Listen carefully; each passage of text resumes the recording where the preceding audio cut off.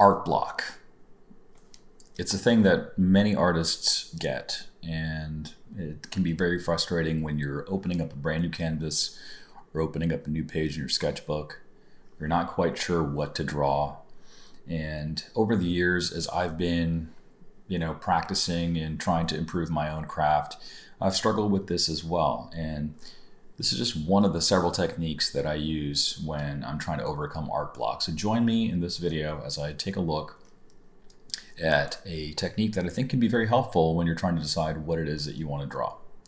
So it all starts with a line, and it's not a straight line, but you're going to create a line that has some kind of irregular shape. And this is a line that I've not drawn before. This is just something that's just off the cuff.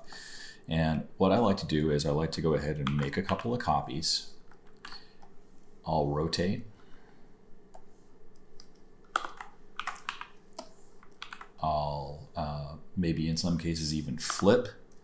If you hit Command T, right click and choose flip horizontal or flip vertical. I'll make about maybe 5 copies, and you're going to join me on this by way of watching me. And if you want, you can also use the same shape and you can draw something with it as well. And this could be a great way to develop some ideas for your sketchbook. I know that when I had a bit of a lull, if I'm sitting with my art pad, not sure what to draw, I'll just come up with a shape like this.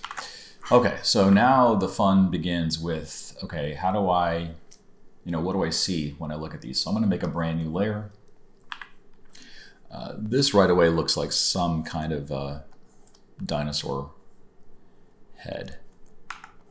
And so what I'm doing here is I'm just simply thinking not in terms of line, but in terms of shape. So I've now taken this open line and I've completed it. And what we end up having is we have a form, and I'll just draw this on a separate line here. We have contours. These contours help signify the fact that this is actually a dimensional shape. Right? I'm putting that grid as if to say that this is a surface and this is the shape of the surface. So from this point, what I can do is I can draw some of the features. This is a mouth, and I can come back in and maybe draw some teeth.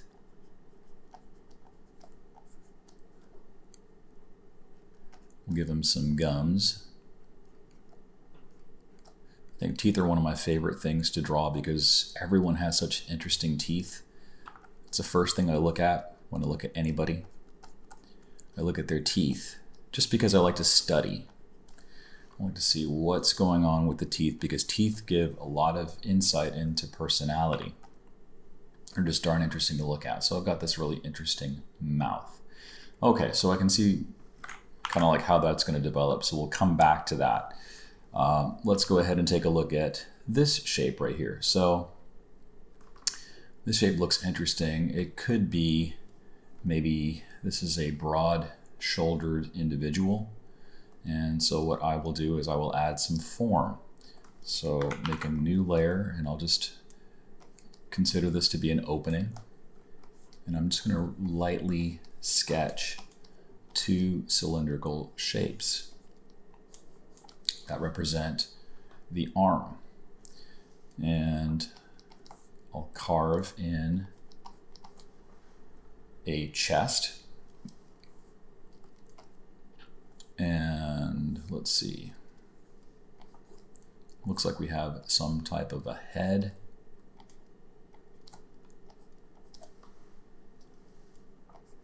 And just keeping in mind silhouette, I'll draw a hand.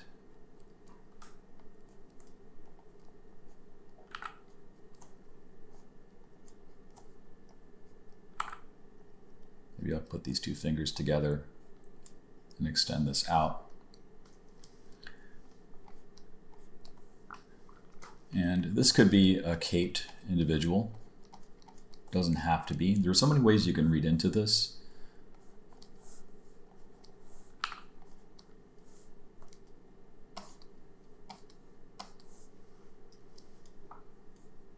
And again, I'm thinking about contour. So I've actually built from this form. If this is in fact a cape, then what we'll do is we'll just simply add some black fills so that we can get this idea that the cape is maybe covering a portion of the other arm. And you can always go back and add musculature, and I'll do that in the video that follows. You know, if you're watching this video all the way to the end, you'll see me go back through and develop these into finished characters. So I'll do a little speed run through it, so stick around for that. So I've got this other interesting shape here, and I want to try to avoid just drawing the same types of things. So I'm going to really try to challenge myself. So this could be, I don't know, let's see, this could be some kind of an opening. What if I were to, let's add, I'm just going to just try something here.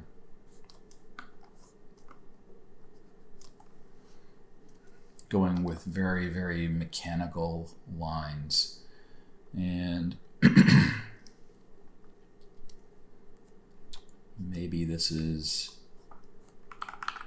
I'll put this off to the side here. This is potentially some type of an opening into a cave. And I'll fill this area in. We can maybe even add some kind of a gridded structure as if to suggest that this is some type of a, I don't know, a runway.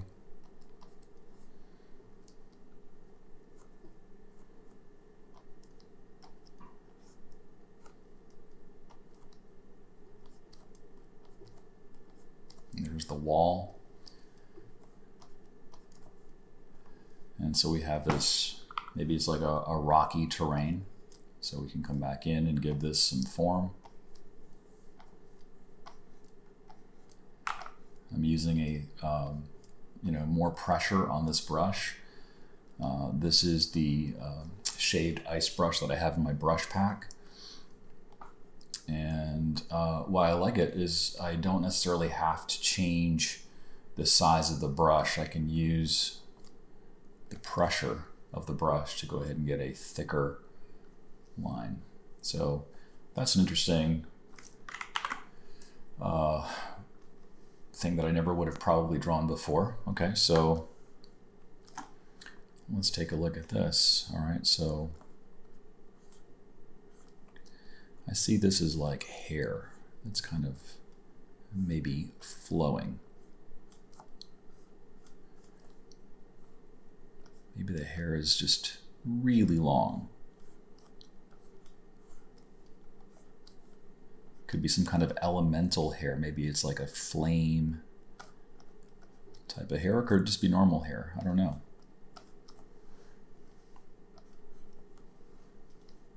We'll add some shadow underneath. And if I want to make this read like hair, I'll just draw a few lines. I'll increase the concentration of lines where I want the hair to have a little bit more shading. And again, there's no right or wrong answers with this approach. You can really, you might be seeing completely different objects than I am, and that's perfectly fine. We'll make the hair, this area around the hair, a little bit darker. I'll have to zoom in, close whatever gaps there might be.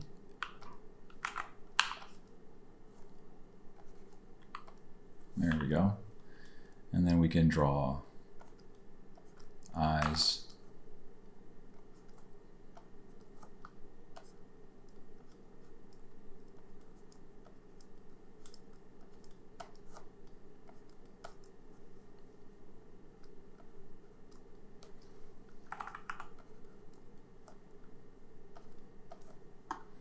And so now we have an interesting head. You can always draw the other features, you can draw the shoulders, etc. But this is just to go ahead and show you possibilities. Now, let's take a look at this last one here. So, wow, I don't know what I'm going to do with that one. I'm going to really challenge myself here and say that this is some type of a vehicle.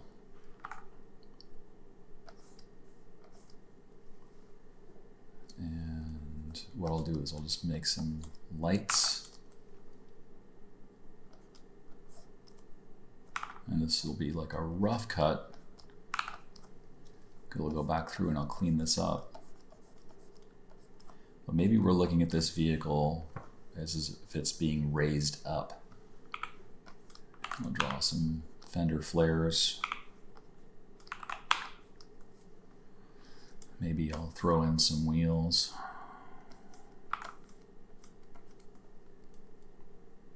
Give those wheels a little bit of thickness.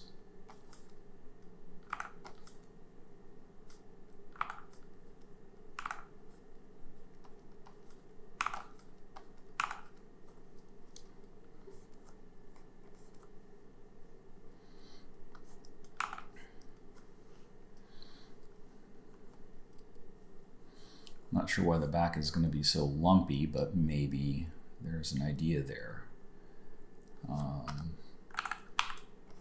Let's close this gap, fill in these regions.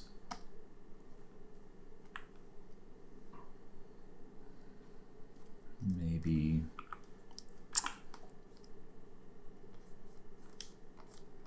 I can always add to that shape by just drawing some lines. Yeah, there's no wrong answers, right? You're just simply testing the waters and seeing how you can push it.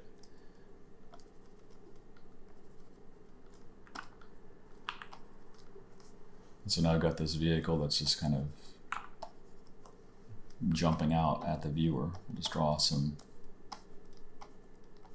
smoke clouds. Maybe we'll throw in a door. Maybe we'll see the hint of the top of the vehicle as well. And again, you know, is that a great solution? I don't know, debatable, but at least we have something that we can work with. So, you know, I guess what I would say is when you're drawing a shape to kick off this exercise, try to avoid just straight lines. You could have a straight line, you could have some kind of a curve, but just make sure that it's a shape that is maybe not enclosed. Try to make it as funky as possible, and then turn it around, rotate it, scale it, you know, take a look at it from different angles, and your creativity just can get fired up, because we always like to see objects in abstract shapes. It's kind of like what we're wired to do as human beings. And so I'm just drawing this shape here, and I can see this maybe could be some kind of a dragon, right? And you might see something completely different, and that's totally cool. But that's the fun of it, right? Because you're ending up with characters that you probably never would have drawn on your own, right? And this is really a good exercise if you feel like you're drawing the same thing and you're kind of in an artistic rut. Try this shape exercise. And remember, it's not just shape, it's also thinking about form, right? So I'm thinking about these in terms of having contours. There is some structure in there, and we're trying to give this drawing a feeling of solidity. So that's the tip for today. Stick around as I go through and I come back and I clean up a lot of these pieces and kind of assemble them into some type of an interesting composition, and I'll do that on speed dial. So thanks so much for watching, and I hope you found some value in this video. If you did, consider subscribing and liking the video so other folks can find it. So let's get on with the show.